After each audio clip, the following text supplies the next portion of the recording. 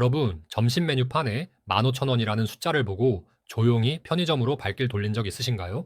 월급 빼고 다 올랐다는 말이 절실한 요즘 자영업 폐업률이 역대 최고치를 찍고 있는데요.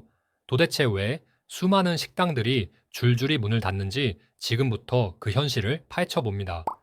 요즘 밖에서 김치찌개 한 그릇 사 먹으려면 얼마나 들까요?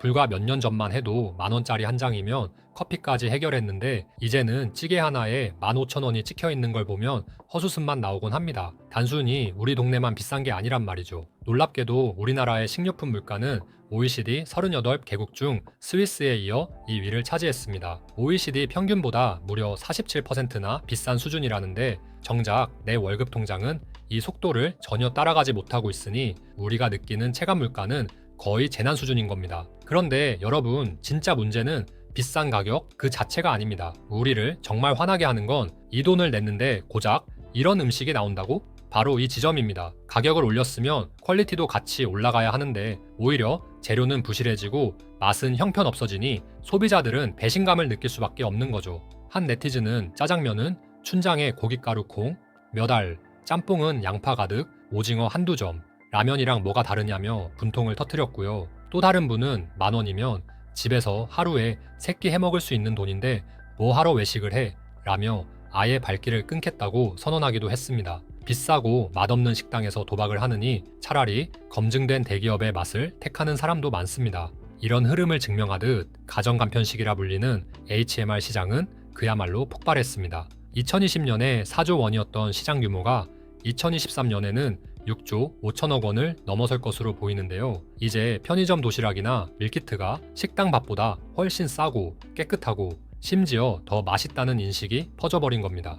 그렇다면 사장님들은 바보라서 욕을 먹어가며 가격은 올리고 음식 퀄리티는 떨어뜨리는 악수를 두는 걸까요? 아닙니다. 지금 자영업 사장님들의 하루를 들여다보면 마치 보이지 않는 손이 목을 조르는 것과 다름없습니다. 눈 뜨면 오르는 인건비에 OECD 2위를 찍은 살인적인 식재료값, 여기에 가게세와 정의세까지 숨만 쉬어도 돈이 줄줄 새나가고 있거든요. 특히 자영업자의 70%가 이거 안 쓰면 장사 못한다고 말하는 배달앱 수수료는 매출의 20% 이상을 떼어가니 팔아도 남는 게 없는 기가 막힌 상황인 겁니다. 가격을 올리자니 손님이 끊길 것 같고 원가를 낮추자니 맛 변했다는 소리를 들을 게 뻔하죠. 결국 공포에 질린 사장님들은 이 두 가지를 아주 조금씩 섞어서 실행합니다. 그 결과 우리 식탁에는 가격은 더 비싼데 맛은 형편없는 최악의 결과물이 올라오게 되는 거죠. 여기에 프랜차이즈의 배신은 더 뼈아픕니다. 퇴직금 털어 브랜드 간판 달았으니 본사가 도와주겠지 믿었지만 현실은 정반대였습니다. 최근 3년 데이터를 보면 프랜차이즈 본사 매출은 10% 넘게 덩치를 키웠는데 정작 가맹점 사장님들의 매출은 오히려 7% 넘게 곤두박질 쳤습니다. 본사는 식자재 팔고 물류비 챙기며 배를 불리는데 가맹점은 말라비틀어지는 기형적인 구조가 되어버린 겁니다. 상황이 이러니 사장님들도 살기 위해 어쩔 수 없이 원가 절감에 목을 맵니다. 직접 끓이던 육수를 공장제 액기스로 바꾸고 국산 재료를 싼 중국산으로 돌리는 거죠. 자, 여기서 우리가 냉정하게 인정해야 할 사실이 하나 있습니다. 이제 우리에게 식당은 단순히 배를 채우러 가는 곳이 아니라는 겁니다. 업계에서는 이걸 평식의 몰락이라고 부르는데요. 평소에 끼니를 때우기 위해 습관적으로 가던 백반집, 김밥집 같은 평식 시장은 이미 끝났다는 겁니다. 왜냐고요?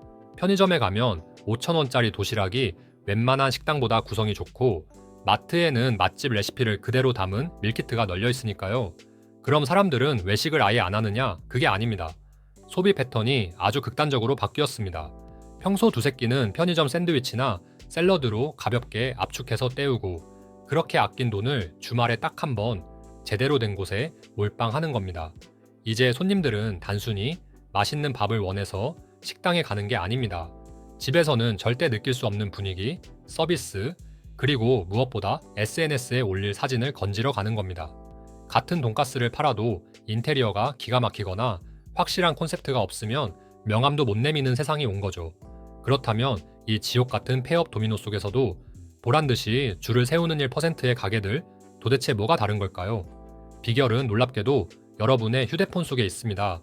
요즘 식당 갈 때 그냥 걷다가 들어가는 분 계신가요? 99%는 검색부터 합니다. 살아남은 가게들은 바로 이 점을 간파했습니다.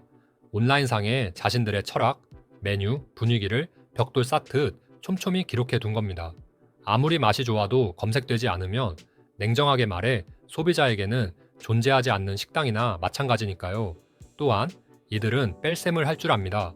불안한 사장님들은 이것저것 밑반찬을 늘리지만 진짜 맛집은 과감히 반찬 수를 줄이고 그 돈을 메인 요리에 쏟아붓습니다. 어설픈 가성비로 승부하는 게 아니라 이 집 고기는 진짜다라는 확실한 본질 하나로 여러분을 설득하는 거죠. 결국 지금의 자영업 붕괴는 무서운 일이지만 한편으론 거대한 정화작용이기도 합니다. 준비 안 된 가게, 양심 없는 가게들은 사라지고 진짜 실력 있는 곳들만 남는 과정인 거죠. 그리고 그 생존자를 결정하는 심판관은 백종원도 아니고 정부도 아닌 바로 현명한 소비를 하는 여러분입니다. 앞으로 우리 동네 식당들이 살아남기 위해선 도대체 무엇이 바뀌어야 할지 여러분의 생각을 댓글로 공유해 주세요.